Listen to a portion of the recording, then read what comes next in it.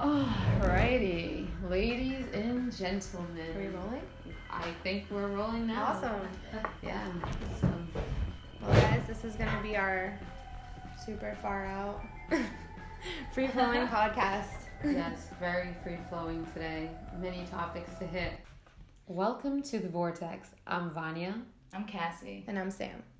Today's topics are going to be quite interesting. Okay, so what we're going to be talking about today is what's going on with this Area 51. They're storming it. They're storming it? Like, Yep. It's just so crazy to me. And this has been going on for a while now that they've been talking There's been about. a plan. Yeah. And I was at the gym today. I don't know what I saw, but they were saying something of like a flying something in the sky. And I'm just like, all right, what the hell is going on? Where was it? I honestly had no idea. Because, like, you know, like when they have the TVs on, but you're not really listening because it's just like, you know, I don't know, you're busy jogging or whatever. But all I saw was, like, you know, them saying that they found this thing in the air and they don't know what it is. So, I don't know, it's kind of freaky, but I don't did know see a how video true it yesterday is. online that was like this big fiery asteroid like coming down, but for like a long time, and they're like, nobody knows what it is, not even NASA. Probably not true, but Yeah. it looked So It for looked me, cool. like, what is this whole Area 51? Like, what is happening? Like, what is the corporation? What's going on? I mean, like, what is it? Do you guys know what it is? Viewers, do you guys have any idea what's going on? Someone I please have help us. honestly Clearly we no don't. idea. So basically, is there actually Aliens. like actually a place? I mean, I guess this is the place that people are thinking that aliens are coming. Like that. I think they think that there's like, Yeah. first of all, like Aliens secret or- information there that the Yeah. government keeps from us, but also like potentially aliens that they're testing on, or Yeah. alien pieces or things that we don't know that are like Okay. extraterrestrial. And I think they're trying to like get But you know, that info. even it's crazy. Even if they're able to succeed in breaking through. Mm-hmm. Yeah, how about if there is an alien there? These people have no idea what to do with Yeah. this thing. Yo, if this, that could be You know, serious. Actually, It could you be don't very know. serious. You know. Like, what are they doing? What are they, just on strike? Like, what are they trying to do? Break into the place? Are they trying to, like, shut it down? Like, what is... Because you know what it point is? of I this? think people just want to know what's the big secret, Mm-hmm. and they feel that they have the right to know what's going on back there. Yeah, honestly. but- We kind of do. Like, if aliens are trying to contact us as humans, like, Yeah. shouldn't all humans get to know? Like, just because Yeah. you didn't want to answer doesn't mean I didn't. Yeah, that's true. But who knows? Like, maybe how about if like these aliens that are being contained in there are being contained for a reason? Because how about if they're really here, like, I don't know, to destroy our planet? Yeah, I mean... Could be. Or- But we should know. Yeah. We should know that. Yeah, and it's funny, 'cause, like, maybe, like, you're right, we should know, because how about if these people barge in and they do something, but if they knew, they wouldn't have barged in. Yeah, we would have been like, whoa, you guys are keeping us safe? Like, here's Yeah. some tax money. I don't know. Yeah. Sounds something. good. Yeah. I don't know. This is a pretty far out episode. That's why we decided to wear the glasses. So it's going to be a pretty far out episode today. So just Far out. some Of the atmosphere. of the atmosphere. Yeah, definitely. Yeah.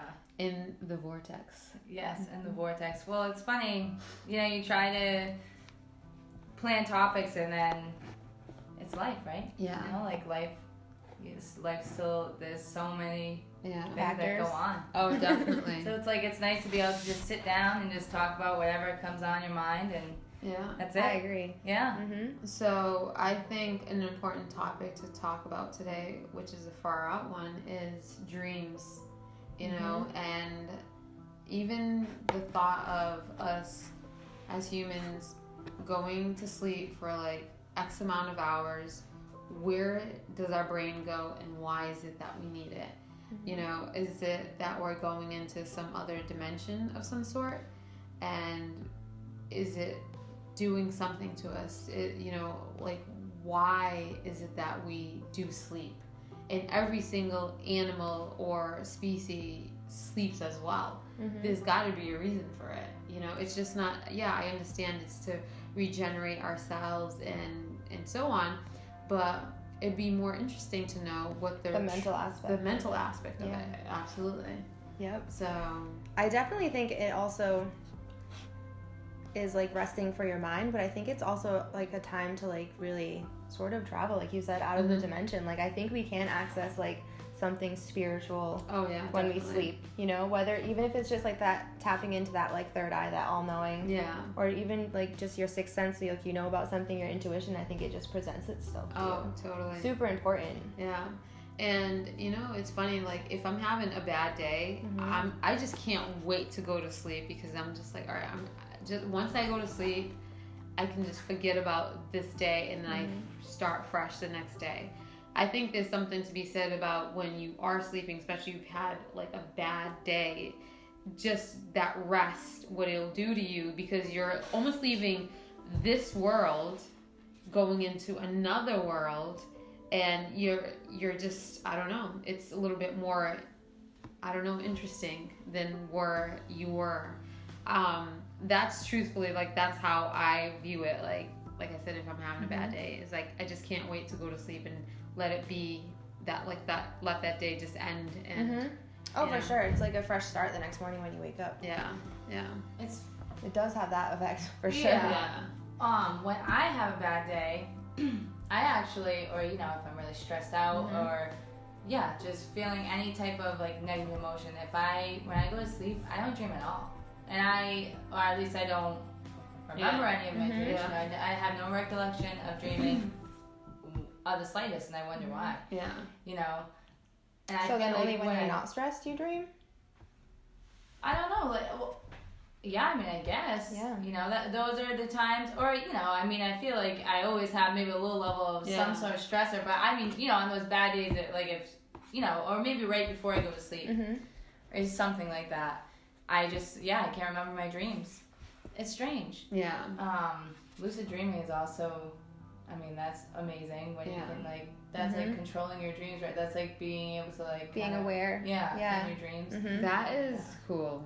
Like, you know, if you think about like a lucid dream, it's once again like you're going into another dimension. You're able to control what's taking place there. So I think it'd be really interesting, and I'm sure there's probably some research out there already on, you know, probably that aspect of, you know, our thinking and where we go. So yeah.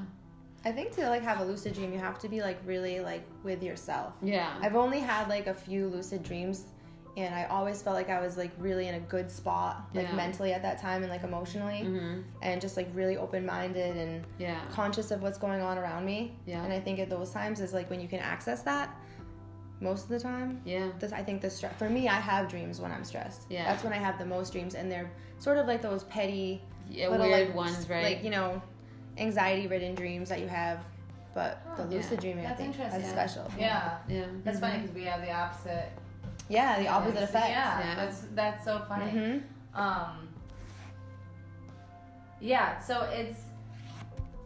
So I definitely feel spiritual energy 100%, and that's something I've always felt as a kid, and just growing up, you know, I've always felt like I could feel spiritual energy. So if I'm in a house where I feel like there's, you know, like spirits or ghosts or whatever you want to call them, I feel like I actually like they're communicating to me through my dreams. And that's I believe that 100%. Because I'll dream of things like full scenes that I'm not even in it at all, or and I can feel that, you know, I'm not actually present there, but I'm just watching, watching something happen to someone or something, and it's always been like that. I've always lived in, you know, old houses, and and I just, we live in an old house now. I do, and look at all the crazy shit stuff that's been like happening, you know. It's true. Just, you can stir stuff up. Okay. I mean, it holds a lot of energy, if nothing else. You know, like old objects for sure. Oh my gosh, yeah. You know, speaking of that, objects, objects holding energy. I was walking my dog the other day, and I thought to myself, All right. So, you're into stones and you're into stones, right? So think of the stone that's most used, right? It's a diamond ring. Mm-hmm. A lot of those diamond rings were mined in Africa. Mm-hmm. And a lot of those rings were basically where people were taken from their homes. Yep. They were enslaved to basically coal out the diamonds out of their mines or whatever. And here we are. There was such bad energy being placed on those rings, and here women are walking around with these rings. Mm-hmm. There are stones holding all this energy. Oh, yeah. Blood diamonds. Yeah. Mm-hmm. Yeah, they're blood diamonds, exactly. Mm-hmm. So it'd be really interesting, to see what would happen, if they did a study on that, you could measure the energy somehow of those stones. Yeah. There must be a way. Oh, yeah. Yeah. I mean, it does conduct energy. Yeah.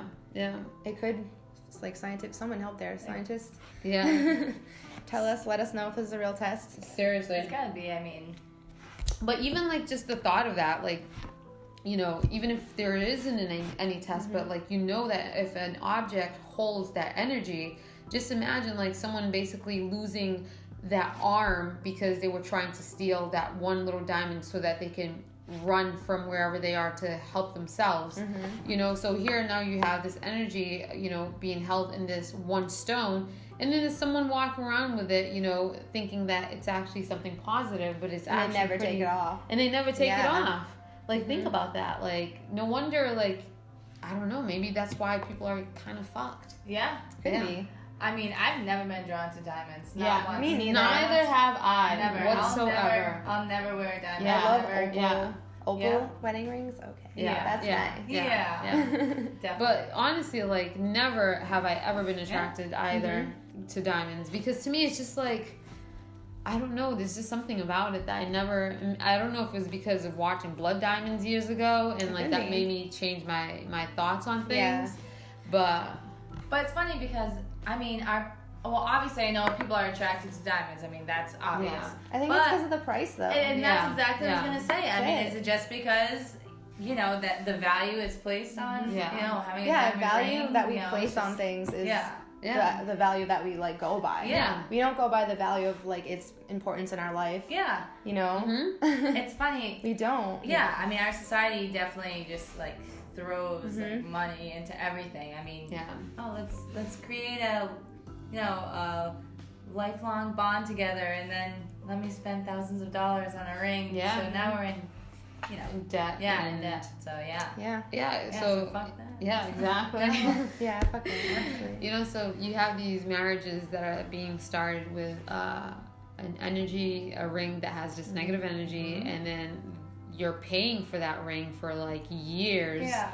And you're in debt because now you've spent all this money on this wedding. So it's just and then you get a divorce. And then you get a divorce, exactly. And then where does the ring go? A pawn shop after had the negative energy of your relationship on it? Yeah. And then it goes to the pawn shop and then it ends up on someone else's hand. Yeah. Isn't that so crazy? Mm-hmm. So what did we learn from this? That don't get married. And don't wear a diamond. Don't wear diamond rings.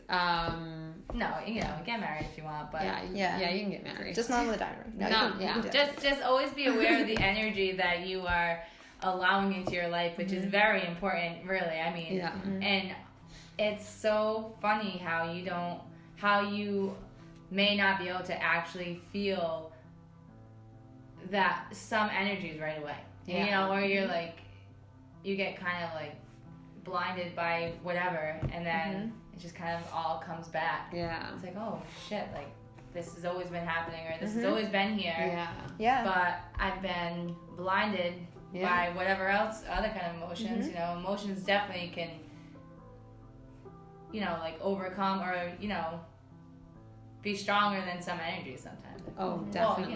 You can put your energetic imprint out there too, just you can receive it. So you can change the environment with your own energy. I think so. Well, honestly, what would be really interesting is, moving forward with this whole thing about weddings if the whole concept was completely changed, like oh, for sure, the whole thing with the ring and, you know, the ceremonies, all of those things, you know, if there was a different concept of, you know, weddings, I think it'd be really interesting, you know, and I think people would actually be a lot happier if they didn't have to go through all the stress. Like, think about people who spend, like, you know, an entire year just to plan a day. Like, just the thought of that, just like, more than that, years sometimes. Yeah, and you don't, you know, and it's funny, like, they won't even put that much energy to help themselves, but they'll put that much energy just for one day, just to impress a few people. And, you know, it's not even, I feel like it's such an illusion of what life should be, you know, and it's just all because of marketing and everything. Yeah, well, I feel like our society pressures us to make all these life changes. Yeah, you know? yeah. You That's get like a to a certain cultural age, then you do this. Too, you know, you're always, I feel like you're just always pressured to just like fit into some sort of society. Yeah, definitely. But that's why I'm happy to see women, you know, kind of just being okay and like with expressing the fact that you don't want to have children, or you don't want to get married, or you want to work and create your own business, or, you know, like, this isn't right for you. I think it's very important for us to always remember that, and you know that those are our rights. Like, that's what we want to do, and that's what we're gonna. You know. Yeah. It doesn't have to be like a chronological. No. You know, these landmark ages. Like, it doesn't have to be that way. Yeah. No, definitely. I don't feel that way. Yeah. You know, I want to like live my life as I see it should be happening in the present. Yeah. You know, I don't want to like force something that I think other people my age are like doing this or having that. Exactly. You know. Well, we can all take that and incorporate it into the Vortex, because once again, like, you know, we talked about last episode that the Vortex at the top, it's really loud, and that all of this, you know, negativity, the energy, the stress, that all fits into that loudness of that Vortex, which is why you become so distracted with everything that you can't really even focus on your own self. You know, like I was telling you, if you took all that energy that you spent for a wedding, to plan a wedding, and you put that energy towards yourself and bettering yourself with meditation and, you know, and the relationship in general, you'd be a lot happier. But we tend to basically look at the material things to make us happy, when in fact we don't even really need those things. Like, you know, you don't need a big house or whatever it is to live a full happy marriage. You just need one another. And if you are able to love one another and not have to worry about those things, you're good. And, you know, then you can actually form a bond with someone and truthfully love them as much as you want to love them. So and you both have to be open to that. Oh yeah, and absolutely. Yeah, it's just not one, you know, just not one side of the fence, you know, with one person just doing more of the work than the other. It's got to be mutual. And you both have to basically have that same mindset too, like finding what's important with you know, with a marriage, you know. So, because, you know, if you think about it, like, how often do people get married and they're rushed to go like buy a house and buy all these things, you know, only to get themselves more in debt, like, you know, to decorate the house. It's just like, what's all that for? Just because you got married, you feel like you now have to do all of these things, and it's really unnecessary. All you really need are the basic things in life, you know, which is, you know, of course, a home to, you know, for you to be sheltered, and your food, your sleep, all those things. So that's what's really important. It's true. Yeah. So, but it's also important just to find someone that has like the same values as you. It's good to have great values, but even if they're not that great, as long as they're the same, and you guys make it work. Oh, definitely. You know. And hopefully just always growing together though too. Oh, that's so important. Oh yeah. And communication. I mean, it's just so important. Totally. If the communication's not there, then it's just like, you're pretty fucked.